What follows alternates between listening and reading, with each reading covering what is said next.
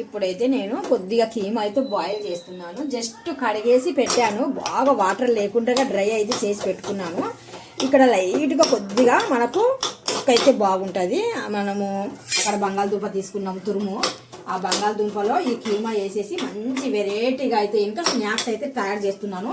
సాయంత్రం పూట పిల్లలకైనా పెద్దలకైనా టైంపాస్ స్నాక్స్ చాలా బాగుంటుంది. ఎప్పుడు సమోసాలు కాకుండా ఇలాగ వెరైటీగా అయితే ఇంకా చేసుకొని తినండి, చాలా చక్కగా ఉంటుంది.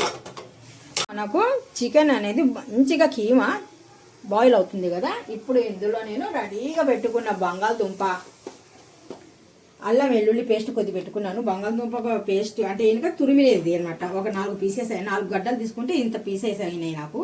దీనికి సరిపోయినట్టుగా కొద్దిగా పసుపు అయితే యాడ్ చేస్తున్నా,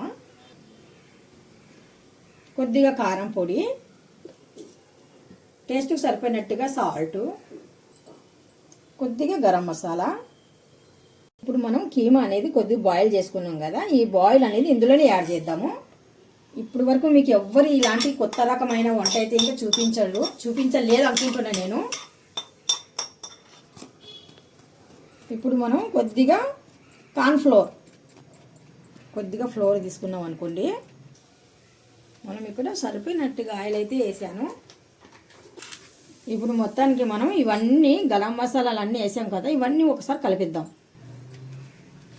మొత్తానికైతే మనం ఆలులో అయితే ఇంకా వాటర్ ఉంటుంది కదా, మనం తురిమినప్పుడు చాలా వాటర్ వస్తుంది కదా, ఆ వాటర్ అయితే ఇంకా నేను పిండేసానండి. శుభ్రంగా పిండి బాగా పొడిగా తీసుకొని మళ్ళీ ఒకసారి నేను కడిగాను. శుభ్రంగా కడిగి మళ్ళీ బాగా గట్టిగా పిండేసి అప్పుడు తీసుకున్నాను అనమాట. అంటే ఇంకా వాటర్ తేమ అనేది ఎక్కువ లేకుండా చూసుకుంటున్నాను జాగ్రత్తగా.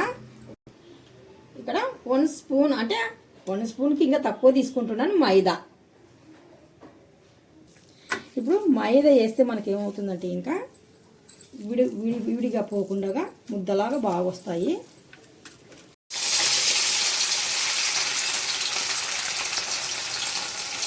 ఇప్పుడు అరిచేతిలోకి కొద్దిగా తీసుకొని ఈ మిశ్రమాన్ని ఇలాగా కొద్దిగా, మరి మందం లేకుండా కొద్దిగా రోటీ టైపు ఒత్తేసుకోవడమే.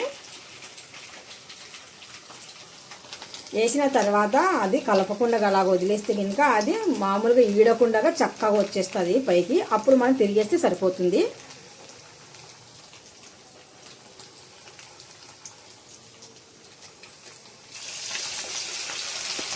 మొత్తానికి అన్నీ అలాగే చేద్దాము.